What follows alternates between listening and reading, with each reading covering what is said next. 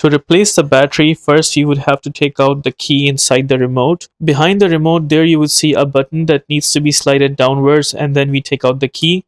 This separates the key from the remote itself, and there we have the remote. Once the key from the remote is taken out, then we will use a screwdriver like this, and I will try to punch in the screw on the edge of the remote to make some room.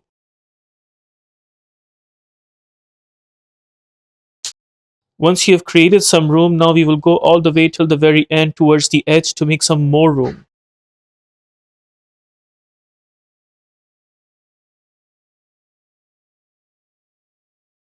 There you would see enough room has been created. Now I can just use my fingers to separate both sides of the remote. May need to push with the screwdriver a little bit from the downwards, just like that.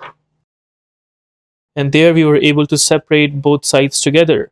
There is the battery right there. To take out the battery, punch in the screwdriver on the edge and then slide it outwards.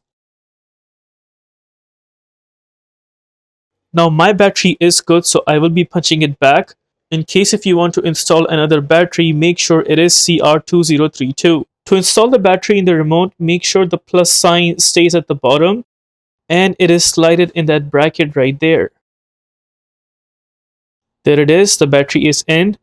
Now in order to put both sides together, I would recommend keeping the button portion the way it is and put the battery portion on top of the other portion. We make sure the battery is aligned properly and then we push both sides together.